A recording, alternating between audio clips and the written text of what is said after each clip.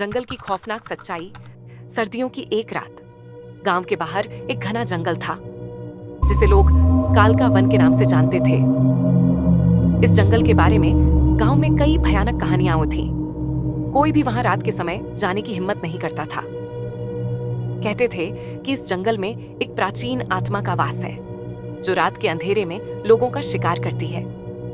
ये कहानी एक युवक समीर की है जो अपने दोस्तों के साथ इस जंगल की सच्चाई जानने के लिए गया था। समीर को भूत प्रेत और आत्माओं पर विश्वास नहीं था। उसे लगता था कि यह सब सिर्फ अफवाहें हैं। एक रात वह अपने 3 दोस्तों के साथ जंगल में अंधेरे में प्रवेश कर गया।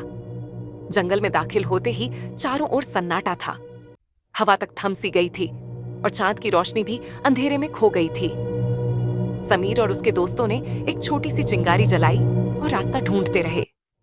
अचानक एक तेज हंसी की आवाज आई जो बहुत दूर से आ रही थी।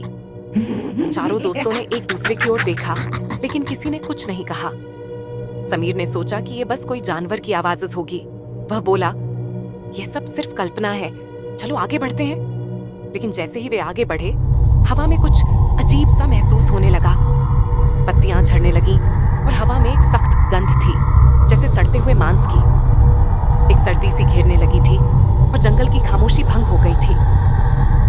तभी समीर के एक दोस्त अमित ने अचानक चिल्लाकर कहा, कुछ तो है, मुझे कोई दिखाई दे रहा है। समीर ने मुड़कर देखा लेकिन वहां कुछ नहीं था। तुम्हें क्या हो गया है अमित? कोई नहीं है, समीर ने हंसते हुए कहा। अमित का चेहरा सफेद पड़ चुका था। नहीं, तुम देख नहीं रहे, वो कोई है, उसने डरते हुए कहा। समीर ने फिर से नजर दौड़ाई और अचानक उसे कुछ दूर पर एक कटा फटा चेहरा दिखाई दिया जो धुंधले अंधेरे में छुपा हुआ था।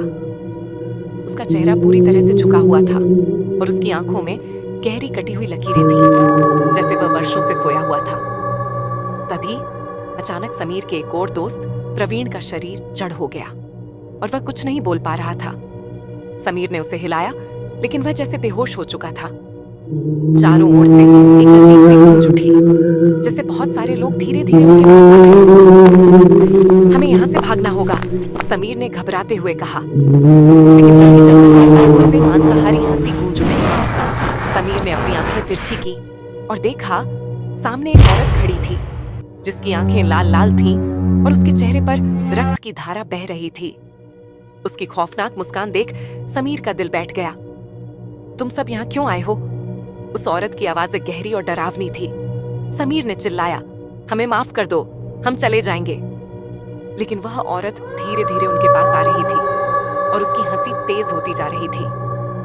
तभी अचानक जंगल के भीतर से किसी चीखने की आवाज आई, जैसे किसी ने मदद के लिए आवाज दी हो। समीर ने अपना ध्यान वहां लगाया लेकिन उस आवाज का पीछा करना उनके लिए सबसे बड़ी भूल साबित हुई।